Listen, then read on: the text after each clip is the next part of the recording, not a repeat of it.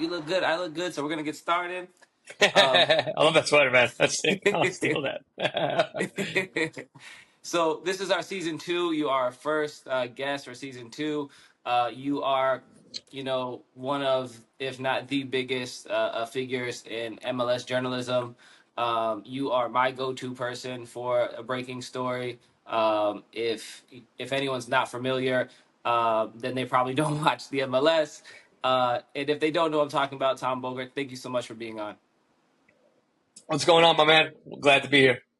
Cool, bro. So, as a journalist, as someone who is always covering other people's stories, we wanted to hear yours, man. If you could just start a little bit with where you're from, how you got, interested in the sport, that sort of thing.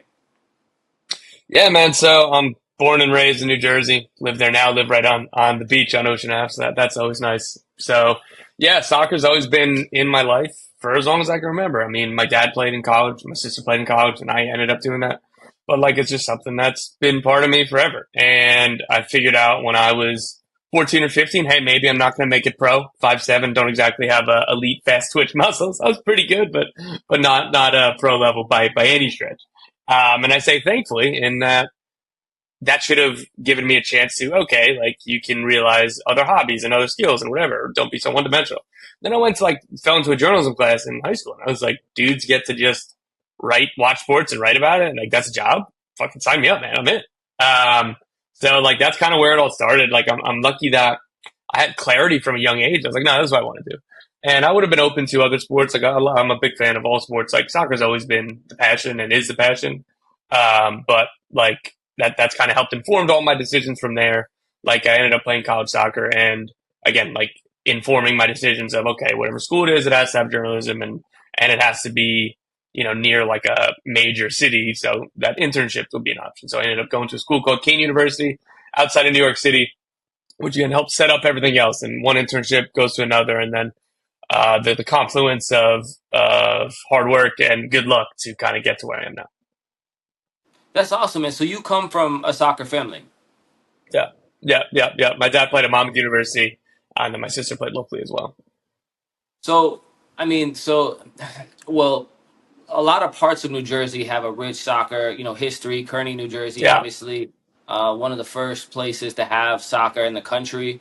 Was your dad a part of that scene? How did he get interested? yeah. I mean, that's a good question about how he got interested. Like, I know he just kind of played it forever as well. But no, so we're from like Central New Jersey. Kearney is North Jersey, which is incredible. I actually like guys like Tab Ramos and Tony Miola, Harks. Like, just kind of going down the list. Like, there's a billion names, and that makes me so proud to be from New Jersey and point about it all the time. Like I played for Tab Ramos's soccer academy. Like, he started an academy near me, and that's kind of one of the clubs I played for growing up. So like somebody like Tony Miola is somebody that I consider a friend and somebody who's looked out for me. He's just a like really great dude. So like the network of like New Jersey guys around the city, like it's something that I won't forget. But yeah, for like my dad wasn't part of that. But again, you look down the list of like all the friendships and connections and stuff that come from being in the soccer world. Like there's just so much to name. Like again, the blurred lines of like friend group slash they played soccer with your dad. Oh, okay, like that's just how that's all that went with. Yeah, no, like, and I just kind of meaning like the New Jersey the scene, but yeah, absolutely, man. And it's so funny. I was just speaking to a coach yesterday, who played at King and at St. Benedict's also. So it's like that New Jersey, that New Jersey soccer scene has such a rich history. Where do you think that love for soccer in New Jersey and comes from? Where do you think that originates from? Yeah, I mean, I'm assuming that it goes back to all the immigrant communities and how rich diversity that it is around here. And again, the first people who started settling here and the game coming this way. And then it just kind of always stuck. And obviously, per square mile, like it's a dense population here. So we produce a lot of good athletes just because of just the number of people for a smaller state.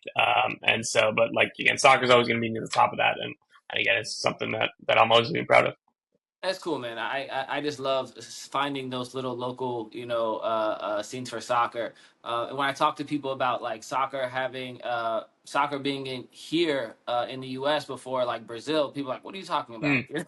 Like that doesn't make It's any crazy. sense. Yeah. So man, walk me through that. So you find journalism in high school, and you had the vision at that young age to say, no, look, like I love soccer. I'm gonna play college ball, but I need to be somewhere that has this interns that might have internships available for me and the program. Yeah, so I ended up going to Kane and throughout there, like again, was taking it back further, like writing for my high school newspaper and stuff like that. Like that kind of helped. And again, like that's why I started where I did with like again, like that serendipitous, right? Like I'm glad that I found that passion, but like it could have easily not happened. Like I think about it, like my sister, like she ended up going to college like undeclared because she like wasn't entirely sure what she wanted to do. And I know that there is a lot of people like that, or a lot of people that think they know what they want to do and then they change their mind. Like that's completely Yeah. normal. Like I'm like super lucky that it worked out that way for me. So again, like being at Kane in North Jersey, writing for the school's publication as well, doing online writing on the side, always like covering and setting things up and knowing that like, okay, this is what I want to do. Read, find authors that you really like, journalists you really like, and try to learn from reading them and try to consume as much as you can. Apply for as many internships I got. My first one was like CBS Digital. It was like CBS Local. It wasn't even just sports. It was just like CBS Total. And then I had an internship at SNY. And both of those places, I worked for freelance like while I was in college, which is really cool. And SNY is the TV channel that has the New York Mets. Like, so it's not much soccer there, but like again, just being in a sports newsroom, television channel, like all my training and all my experience had been writing and stuff. So it was cool to do like in the internship, I was doing some stuff like around the TV production. And then when they hired me freelance, like I was doing the bottom line, the ticker that's on ESPN and sports channels. Yeah. Like that was my first job in sports. Like I was programming the ticker for SNY and I was writing for the website and I was doing TV production on some shows, whatever the lowest graphics designer, right? Like whatever, like the lowest, but like it was super cool to be in the newsroom like that while still being like, okay, keep writing about soccer, keep doing this, keep trying to pitch articles to places. And again, like you could get real experience and a lot of learning on the job while also being like, okay, I'm probably not going to go into TV production, but it's cool to know how to do this and start doing this. That's amazing, man. So you are actually while playing in college doing freelance already. Yeah. So that was like particularly like the last year or two, going from an internship to then like they're like, oh, like how much time do you have if you want to like write for the Yeah, site? Like why no. just and then like post graduation, same stuff. So yeah, again, it's really cool how easy not easy how good they were to me, right? Like and being like, oh, okay, like you can do 20 hours, sweet, like that works for me. That's pretty cool, man, because fast forward to the future, you need that in front of the camera experience, Yeah, presence. And now it's like, you were getting that training so early, and learning the business so early. It's really impressive, honestly, man. It's really cool. yeah, and it's funny that it kind of came around from me doing more and more on camera stuff lately. Like I have a foundation of understanding of what goes into TV productions. Like again, like that's not unique. I know that a lot of people do, but for me, like if I didn't have that job at SNY, I would have no idea. Yeah, that's crazy. So okay, so now you learn the business. You've done both sides, camera and writing journalism. What was how did you find that first break to really get into soccer? Yeah, so I got a couple like free. I was just freelancing for different places and sending pitches to try to get places. Like I had a couple good ones for like 442, an old soccer magazine, English soccer magazine. I say old because they had a U.S. site for a little while, so I wrote like one or two things there. I wrote one or two things for the Guardian. These are two places I was pleasantly surprised that they even answered me, let alone commissioned an article. And with that, I had like a little bit of juice and like an email to be like, oh, here are all the places I've written, and then Right. it says like the Guardian. It's like, all right, well, I wrote one time for them, but it still counts. Like so, and for me, the yes and like this is the when younger people always ask me, hey, like advice or whatever, right? I always say that like sprint through a wall of no's because like one yes changes everything, and that one yes that changed everything for me is I pitched articles to MLSsoccer.com, like the league site, and the editor in chief was like, "Hey, thanks for the email. No, don't like any of these ideas." It's like, "Cool, thanks." He's like, "Oh, but I did like the articles you sent. Like, can you come in? Like, maybe we can talk." I was like, "All right, like, what's up?"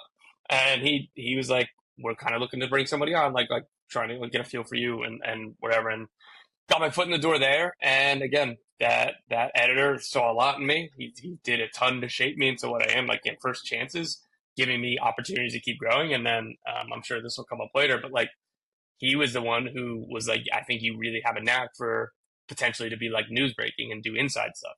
Like you should do that. And, like he kind of pushed me towards that against my will because like I didn't see it myself. That's crazy. So that kind of felt. Yeah, it's funny you say it, but going back to the Guardian, I was quoted one time in the Guardian, and I still use that, so I completely get it. Like, That's great. Yeah, it's like that's all it one takes. sentence. It's one sentence. So, but so you finally get into the business there. What was what were some of the early things you did? Yeah, just got kind of thrown in the deep end with MLS.com. Like it was obviously a lot of like my best qualities are like work rate and just being like whatever, yeah, I'll figure it out, I can do it, whatever. So like at the beginning it was a lot of quantity. Obviously I thought the quality was fine, right? But like it Right. was more to speak to for quantity and being able to quickly cover the entire league and understanding the entire league and putting in the time of watching as many games as you can all the time and doing a lot of interviews. And so I slowly was getting to do more and more. Okay, cool. Like you let's set up an interview with this GM and you can kind of do a feature and it's like, oh, like that was good. And then slowly going like that. Stan And Stachel, this was on MLS. because yeah. So I was there for like 6 years, 5 years. I don't know. Yeah, 5 years, something like that. Yeah, that was there for a long time. Sam Stachel, he ended up working at the Athletic, and now he doesn't do journalism. But like he was at MLS when I started. He was super nice to me, super helpful, and still was after that. But when he left, MLS didn't hire anybody and was like, hey, if you want to kind of do what he was doing or take a crack at it, go ahead. And I was like, all right, sure. So like again, I was given those opportunities, and then like I was doing well, and that's when like the editor was like, "Hey, like I don't want you working on match nights anymore and like doing analysis or whatever, right?" He's like, "I think that you have a knack for this, and like you could be unique in this." And I was like, I was scared, like. You're only as good as your sources are, right? And so who knows? And like everybody has like a little bit of an ego. So I'm gonna be like, oh, dude, like I can watch the Red Bulls versus Sporting Kansas City and just give an opinion or like a tactical thought and that's going to be super great. I mean, like, when in reality, like, there's so many people that are better than me at that, and there are just so many people who are very good at that, just in general, like a high number. Whereas, like, what my editor saw was like, I think that you're going to be able to be like a one of one, or at least challenge towards that, like a lot smaller of a pool because of like getting these relationships and stuff. So again, like I pushed back like twice, and he's like, just trust me, and if it doesn't work out, 6 months will change. I promise. I was like, fine, whatever. And then like 2 or 3 months later, I was like, and I routinely remind this guy, I'm like, I owe you everything. Like, not only did you see me, like you pushed back, like I pushed back against what you said, and like you still like, so thank you. I wouldn't have any of this. So he kind of gave you that confidence and that leash to say, hey, go out and fail. If you fail, you're we still Yeah. you're good. That's Yep. amazing. Yep. Absolutely. That's amazing. And so from there, so I'm sure you got some pretty well. Actually, going back to that, were you a MLS guy growing up? So I would go to like Red Bulls, like in college, because I was like 15 minutes from Red Bull Arena. Like I'd go to a lot of Red Bull games and like just, but for fun. And so like I wasn't like a diehard MLS guy, but like Mhm. I watched most Red Bull games and like local stuff, and I'd watch bigger games. So like I had enough of a base knowledge, Right. but like obviously nowhere near like covering the entire league, knowing the Right. entire Of league. course. So like that was a learning curve. Like I watched, like I'm a Liverpool fan as well, but I was watching more Premier League probably than MLS at that Right. time, Of course. and Yeah. that's obviously completely changed just because there's not enough hours in the day to completely cover 30 MLS teams or 29 of it to be 30, and then also watch the Premier League all the time and do everything else. So yeah, like that was a little bit of a shift. And I mean, just to be honest too, it's way more enjoyable now. Like it's such a Yes, it's a yes, fun league to watch now. it's a different product than again 2017, 2018, and like Yeah. even that, like 2017, 2018, a different product than 2012, 2013. It's Yeah, crazy. way different, way different. So what were some of the interests that was there any like story or any like thing that you could point to that you're like, wow, that was a big moment for me then? The first like real big scoop I got was, I believe at least, Brendan Aronson going to Red Bull Salzburg. I'd started to like develop relationships, and like this was a story that I was like felt pretty uniquely positioned. Like, oh my god, like this, like if, and I was putting unnecessary pressure on myself. It's like, all right, like if you want to be a newsbreaker, you have to get this one, right? Like there's no excuses, all this, and it like that's when I was like really like, oh, like this is what I do. Like now I'm treating myself like mentally that like this is what you do. And so getting the Brendan Aronson to Red Bull Salzburg shoot was I think the biggest one that really put me on the map like that. And then fast forward, what was it now, 2 years ago? 2 summers ago. Like again, by 2 years ago I was well established, but you know how it goes, like the MLS, whatever. And I still thought that I was pretty at the top there, but like when I broke the Gareth Bale to LAFC news, that was a different level of news breaking than I had had before. Yeah, how did that feel? Like, how did it feel to have those type of as a even high school, I'll say as a kid, right? You think about journalism and you think about, hey, like that could be my name under that article. How Yeah, did what was that like to kind of yeah, it like was the crazy. recognition? Like I'm finally I got where I wanted to be. Yeah, it was nuts, and like that, the Bale one more than anything else. It was like my like friends and like extended for people that I don't talk to all the time. That story more than anything else was like, oh my god, like you did this, like that was you. Oh my god, like I was like, I've done some other really big stuff, like yeah, but like I knew it was a different level. But Oh, yeah, I you're was like, really oh good my for god, like real. this is nuts. Yeah, so that one was those are the two that I kind of point back to. That's awesome, man. Okay, so now you are. I don't want to, I don't want. I know you're kind of humble, but you're dominating your position in the sport and as a figure. What keeps you there? What keeps you motivated? How does that work? Oh, the unhealthy dose of anxiety sometimes is what keeps you not wanting to get beat, not wanting to be wrong, all that stuff.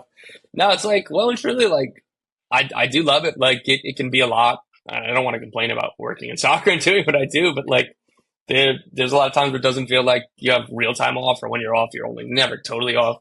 But like, I do love it so much. And the relationships that I've built across this soccer sphere is, they're real. Like, these are, like friendships for a decent amount of them, like the ones that aren't just like working relationships. So like most of my group chats, I'm talking about MLS, like right, like it's talking about soccer. So it's blurred the lines of work and not work, and to that extent, it's because like you love, like if you don't like, because hey, for most of the time, like there aren't a ton of jobs and the money isn't great, so like you don't do this unless you love it. So that's kind of what's kept me there.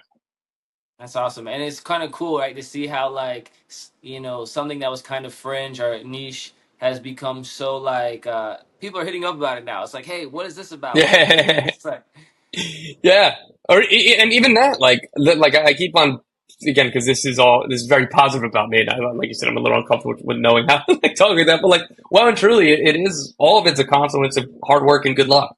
Because if I did everything correctly, everything the exact same, but it was 2013, the stories I'm getting, they don't resonate that far, right? If the league didn't grow to where it is now, then like I'd be smaller than I am, or right? It would mean less. But then like the other side of that, if the league got bigger too soon, there probably would have been even more established newsbreakers that I would have had to try to like compete with to get to where I am, and I maybe wouldn't have been able to do it. So like it's the exact right timing, and that's nothing that I can plan. It's not like I can say that I did that. It's just that like the timing worked out really well, and within that, obviously the hard work and everything else that comes with it. But like I think about these things all the time, like it's the sliding doors of life with everything, man. It's weird. yeah, it's because hearing your story, it's like, okay, you worked your ass off. Like by far, you sounds like you grinded out like a ton of work. But like you're saying, there's something that you can't plan for. That's just like right place, right time, timing, and interviewing players. And you've heard the stories. It's the same thing. Like it's just something that there's just like a bit of destiny or whatever you want to call Yeah. that thing that happens. It's just so interesting.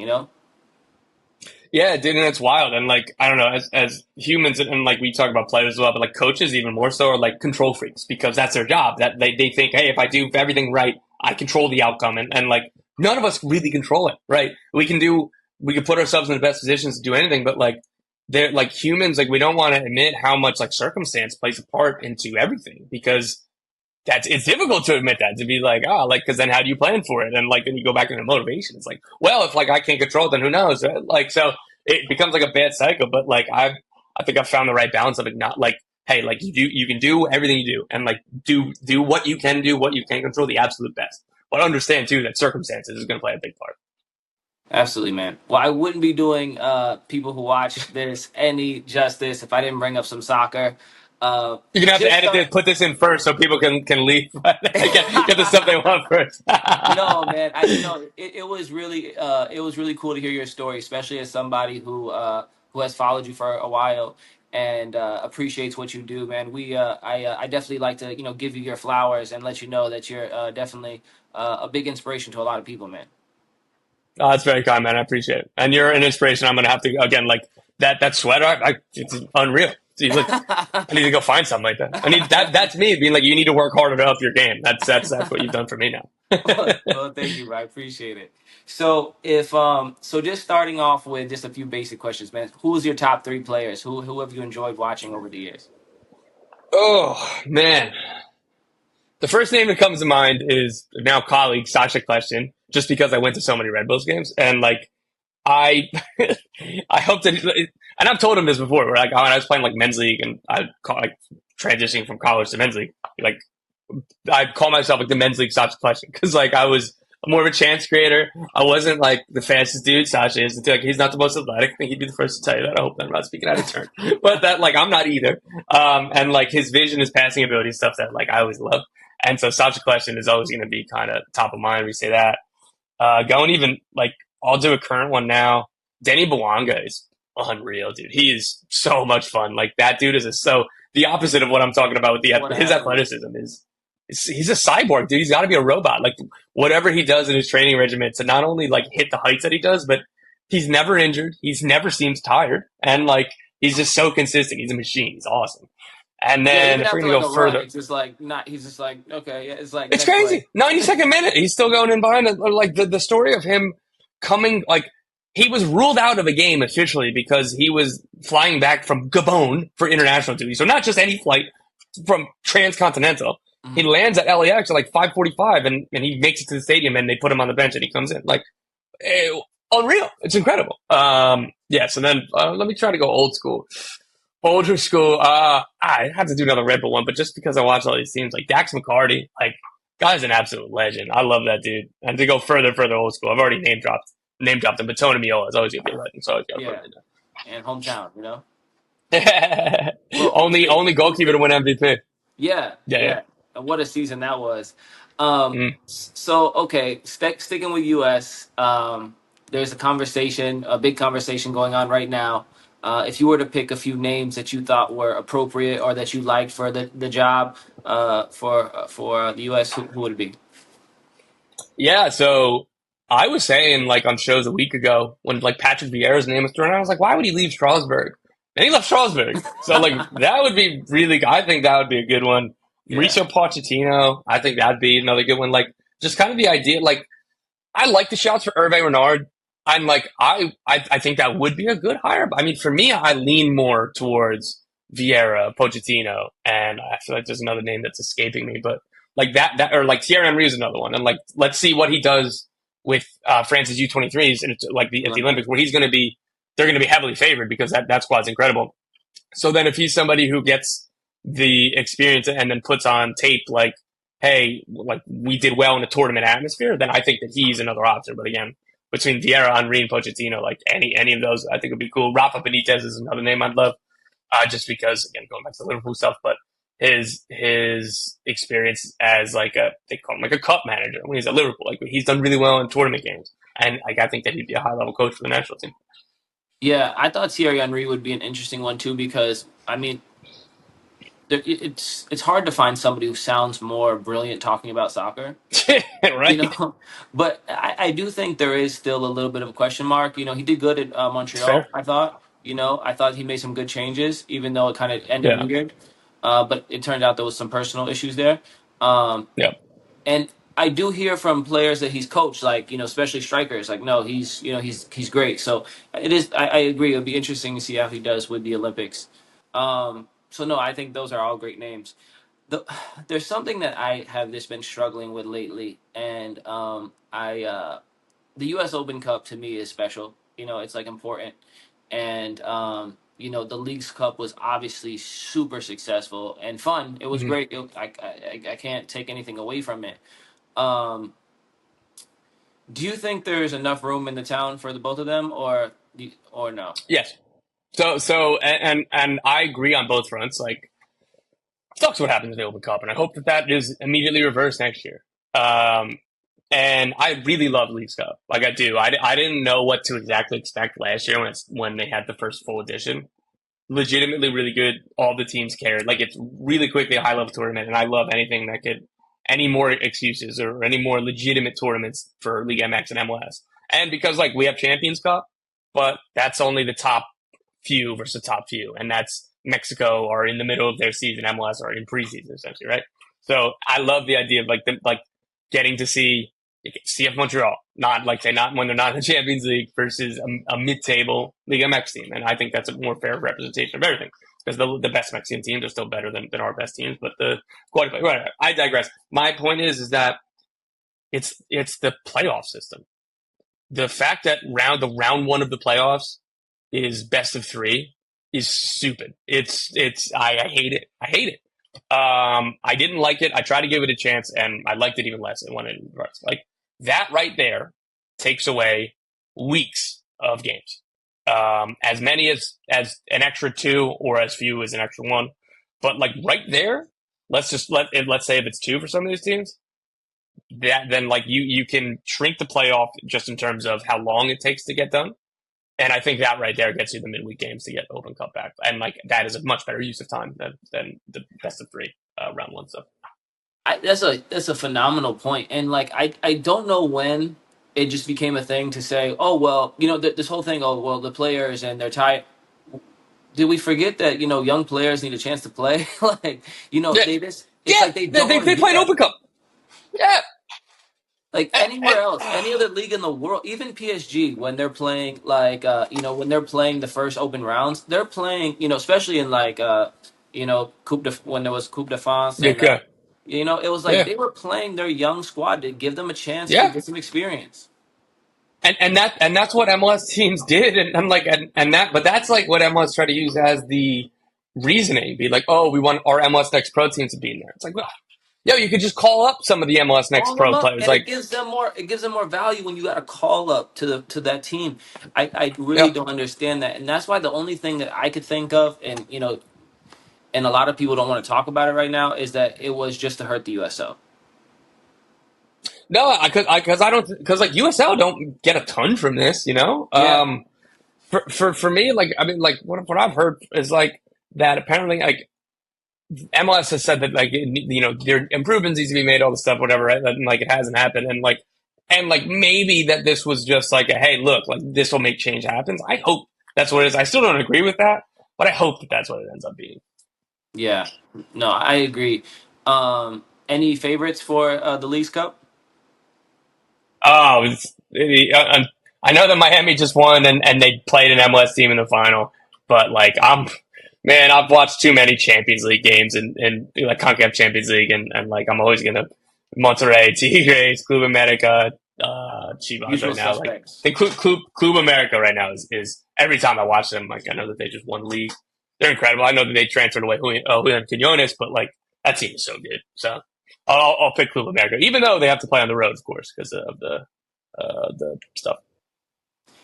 Going to the USL is you have the championship, USL Championship, which I think is a great product, and a great place for players to develop. Um, you see a ton of not a ton, but you see a lot of players going from USL overseas, and you also see a good viewership at some like the USL League One and League Two leagues. What is your thoughts on the USL, and how important is it to US soccer? Yeah, it absolutely is, and it's continued to improve over recent years. I really like kind of the ambitious things that they're doing. Like if and not just USL. If it was name any league that's say the other professional soccer league in America. If you try to out MLS, you're not going to do it just because of the establishment, the money, everything else, the players that are there. So like USL talking about doing pro rel, USL talking about changing the calendar. I love it. I love more competition and I love something that's different because then any fan who says, I'm not going to watch MLS if there's no promotion relegation. Fair enough if that's your prerogative, right? If USL adopts that, then bang, you have however many people that comes with. Again, whether it's one, whether it's 1,000, whether it's 10,000, right? Like that's a good start. And then you can start evolving and growing in different ways from there that separates you from what MLS is. Because again, if they want to be a closed system, which they are right now, and if they want to be have a playoffs, have the same calendar from that MLS does that goes from winter to winter, whatever, essentially. But like again, in a calendar year rather than the European calendar, you're not going to out MLS. Like you have to differentiate yourself, and I think that they're taking steps to do that, and I'm very excited. And they've done much better with youth development of late as well. Diego Luna, Fidel Barajas, like both of them spent time coincidentally at the same MLS academy for San Jose. But still, like they got their chances in USL, and like Josh Widener, who's now at Benfica. Like there's plenty of talent to go around in this country, and as you said, there are a lot of towns. There's a lot of people. There's a lot of interest. There's a lot of room for everybody. Is how I look at it. I always I kind of have when I talk to people about this, I always kind of say there is there's not enough room for failure to fight. I think everything. Leagues Cup, U.S. Open Cup, love them both. USL, MLS, love them both. So it's Yeah. just I like people give the U.S. system a hard time, but there's certain parts of the U.S. system I love. One that you've been a part of is the collegiate system. I love college soccer. I wish it was more available to watch for people. Like, why is it not on ESPN Plus like just regularly? Like, you shouldn't have to pay extra for college soccer. Let's let do Fair. ESPN do their part to keep make college soccer popular.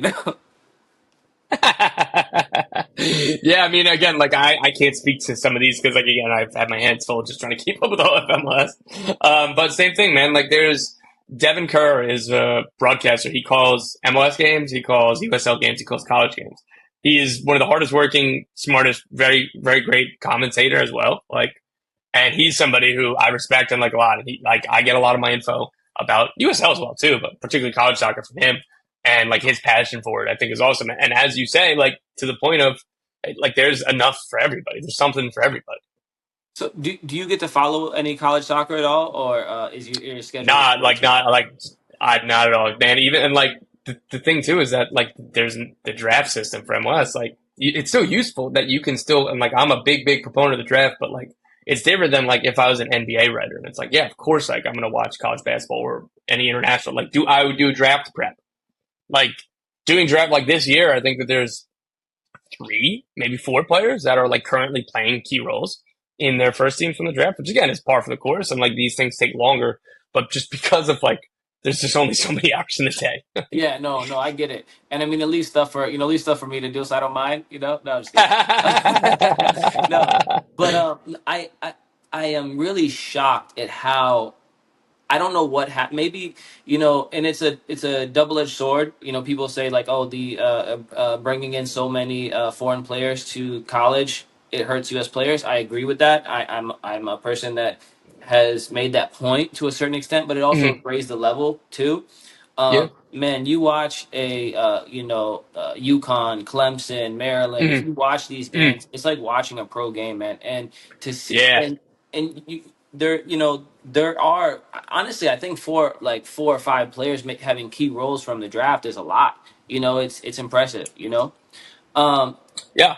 do you think there is a time when we'll see college soccer being maybe not in competition with like college basketball or football, but like something that people circle on their calendar? And I don't think so because like again I think like all of it like a lot of the college sports is tradition and college football and college basketball have all the tradition.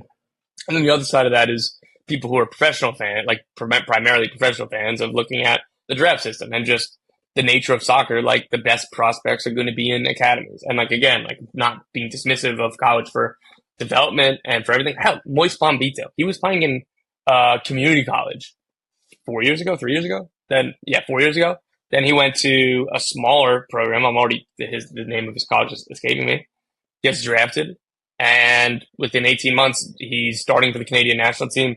He's one of the Yeah. best defenders in MLS and is likely to go to Lyon soon. Like, so there's still plenty of talent, but like, it's different than going and watching, a Georgia Alabama football game and being like, oh, there's 25 to 30 guys in this game who are going to be in the NFL over the next couple of years. Yeah, no, I can see that. Just from that, like you're saying, that tradition standpoint.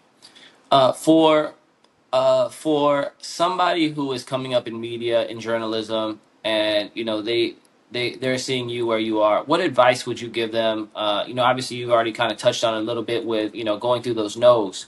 Mm. But what else would you say to them? To help them get them on their way. Yeah, I'll repeat that too because like I think that's so important just to not get discouraged. Again, like all it takes is one yes. All it takes, like I used to celebrate if I sent an email and they responded with no. I was like, oh sweet, they answered. I'm gonna say I can send them another one, right? Like because like not only was I not getting no's, I was just getting ignored. And like that's like it's tough, but like that's how it is. As long as you keep that vision and like long term, like I know what I want to do.